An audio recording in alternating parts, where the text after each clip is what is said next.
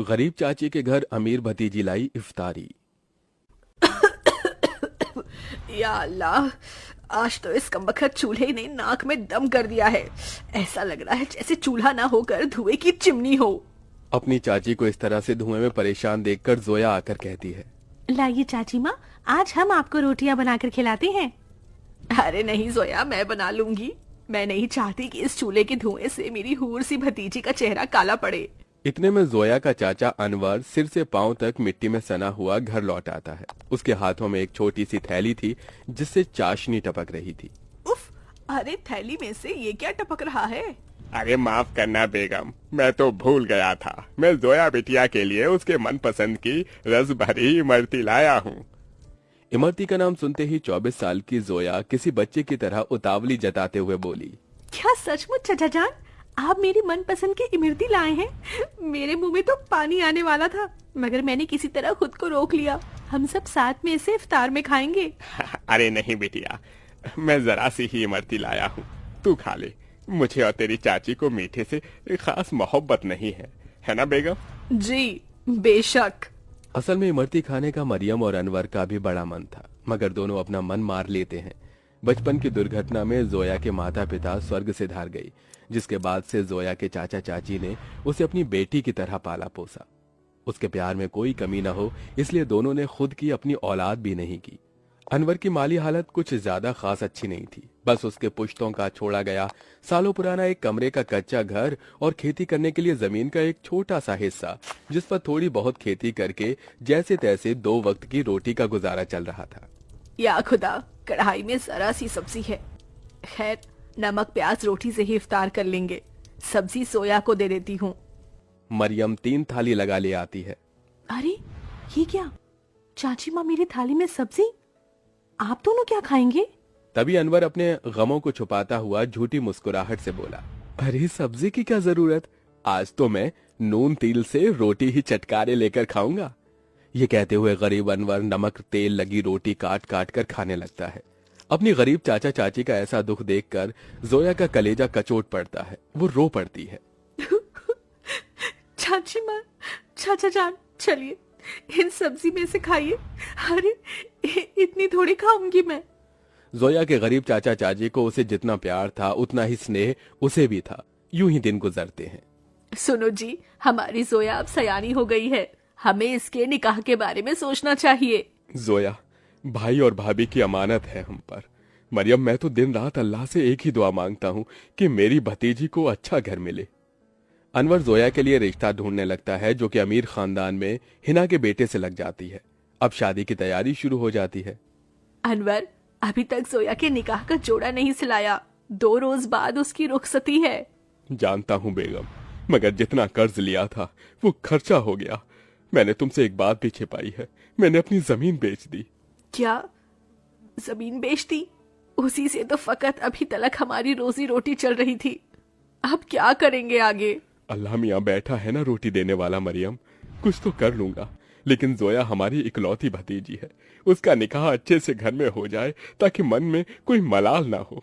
जोया के गरीब चाचा चाची उसकी शादी के लिए अपनी खेती बाड़ी बेचकर उसकी विदाई करते हैं। चाचा चाची माँ, जा मेरी बच्ची, अल्लाह तुझे दोनों जहां की खुशियों और नेमतों से नवाजे। जोया अपने गरीब चाचा चाची के घर को छोड़कर अपने अमीर ससुराल में आ जाती है, जहां उसके सास ससुर नंद जेठानी से भरा पूरा परिवार मिलता है, जहां सास हिना उसका स्वागत करती है। माशा अल्लाह, कितनी खूबसूरत बीवी है हमारे मुराद की। एकदम सही फरमाया आपने अम्मी, भाई की तो किस्मत खुल गई। चलो देवरानी जी, हम तुम्हें तुम्हारा कमरा दिखाते हैं। जोया की जेठानी आलिया उसे कमरे में ले आती है, जो कि बहुत ही बड़ा और आलीशान था। वल्ला, इस कमरे से भी छोटा तो हमारे चाचा चाची माँ का घर था। यहाँ तो हर शान और शौकत है। अगले दिन जोया नहा धोकर पहली रसोई करने आती है। अस्सलाम वालेकुम अबू जान। खुश रहो बहू बेगम। अम्मी जान, खाने में क्या बनाना है? अरे बहू, तुम क्यों खाना बनाओगी? उसके लिए नौकर चाकर है ना। मगर हम सभी तुम्हारे हाथों का शाही टुकड़ा खाना चाहेंगे। जी अच्छा। जोया जैसे ससुराल के ऐशो आराम भरे किचन में कदम रखती है तो नम आंखों से निहारती रह जाती है। उसकी आंखों के आगे अपनी चाची का धुएं में चूल्हा फूकना याद आ जाता है। या खुदा, हमारा ससुराल कितना रईस है। ऐसा लग रहा है जैसे हम किसी जन्नत में आ गए हैं। मगर हमारी गरीब चाची माँ आज भी गीली लकड़ियों से चूल्हा जलाती होंगी। आंखों ही आंखों में जोया का उसके ससुराल में 1 साल गुजर जाता है और रमजान का महीना शुरू हो जाता है, जहां वो अपने अमीर ससुराल वालों के साथ दावतों भरी दस्तरखान पर बहुत कुछ खाती है, तो वहीं उसके गरीब चाचा चाची के हालत गरीब बदहाली में कट रहे थे। अरे क्या हुआ मरियम बेगम, अभी तक खाना नहीं लाई? मैं वजू करके कब का बैठा हुआ हूँ। जी लाई। मरियम कुछ रोटियां रखकर नमक मिर्च के साथ लाती है। जी बस यही है खाने में, रूखा सूखा है खाने में। जाने अल्लाह हमारे दिन कब बदलेगा। बाकी दिन भी रूखा सूखा खाते हैं और रोजे में भी रूखा सूखा खाकर काटना पड़ रहा है। मरियम, अल्लाह ने जो दिया है उसे सिर माथे लगाकर खाओ। बेचारे गरीब शौहर बेगम एक दूसरे को निवाला खिलाकर गम बांटते हैं। कंगाली इतनी थी कि दोनों पानी से सहरी करके भूखे पेट कड़ी धूप में भट्टी पर काम करते हैं और यूं ही दिन गुजरते गए। बेगम, अल्लाह के करम से इतने पैसे जुड़ गए, कल जोया के ससुराल इफ्तार दे आते हैं। दोनों खुद पर दुख उठाकर जोया और उसके ससुराल वालों के लिए कपड़े, फल, मिठाई के साथ इफ्तार लेके जाते हैं। अरे समधी साईं, आप दोनों? वालेकुम अस्सलाम समधी जी, ये आप सबके लिए हमारी ओर से इफ्तार का छोटा सा नजराना। तभी महंगा सा जोड़ा पहने हुए जोया आकर अपने चाचा चाची के गले लग गई। उसकी आंखों से आंसू छलक पड़े। चाची माँ, चाचा जी, कैसे हैं आप? गरीबी और गमों भरे हालातों को छुपाते हुए दोनों झूठ बोलते हैं। हम अच्छे से हैं। अरे बच्ची, तू खुश तो है? जी चाचा, मैं बहुत खुश हूँ। यहाँ सभी हमारे साथ बहुत ही अच्छे से प्यार मोहब्बत से रहते हैं। अल्लाह का शुक्र है जो तुझे इतना मोहब्बत भरा ससुराल मिला है। अच्छा, अब इजाजत दीजिए।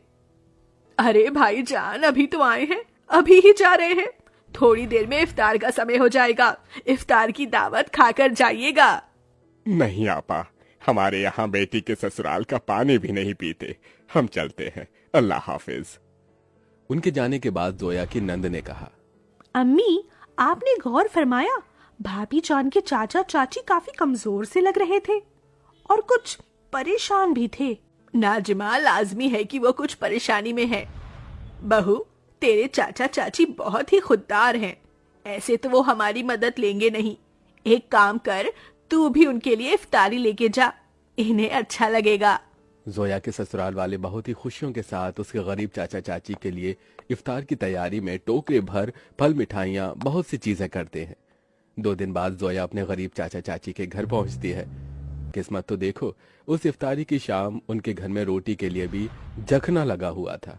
तभी कुछ लोग अलमारी, कुर्सी, फ्रिज, पलंग इत्यादि अंदर लाते हैं। ये सब किसका सामान उतर कर हमारे घर आ रहा है? जोया, तू मेरी बच्ची? अस्सलाम वालेकुम चाची माँ, क्या बात है? इफ्तार का समय हो गया और आप दोनों ऐसे बैठे हैं? हम इफ्तार करने ही जा रहे थे। तो चलिए, मैं थाली लगाकर लाती हूँ। हम तीनों चाचा चाची भतीजी एक साथ इफ्तार करेंगे। जोया जैसे ही चूल्हे के पास जाकर देखती है तो सारे बर्तन खाली पड़े होते हैं। ये देखकर उसकी आंखों से आंसू गिरने लगते हैं। चाचा चाची, इस घर से मेरी रुखसती क्या हुई? आप दोनों ने मुझे इतना पराया कर दिया कि ये तक भी ना बताया कि आप दोनों किन हालातों से गुजर रहे हैं। मेरी बच्ची, इस घर में क्या तूने कम गमजादगी उठाई थी? चाचा चाची माँ, आप दोनों ने भी तो मेरे लिए कितनी कुर्बानी दी, कितनी मेहनत मशक्कत की और मुझे शहजादी जैसा पाला पोसा। अब मेरी बारी है। इसके बाद जोया खुद अपने हाथों से इफ्तार में बहुत कुछ बनाती है। इफ्तार की दावत देखकर उसके चाचा चाची पेट भरकर खाते हैं। आज एक अरसे बाद ऐसी इफ्तारी नसीब हुई है, वरना तो सालों से गरीबी में रूखे सूखे से रमजान के रोजे कट रहे थे। मैं यहाँ आप दोनों को सिर्फ इफ्तार देने नहीं आई, बल्कि ईद पर आपको मेरे यहाँ आना है और ये अम्मी अब्बू का हुक्म है। हम आएंगे बिटिया, जरूर आएंगे। जोया के गरीब चाचा चाची ईद के दिन उसके घर आते हैं, जहां उनका खूब स्वागत होता है और सभी साथ मिलजुल कर ईद मनाते हैं।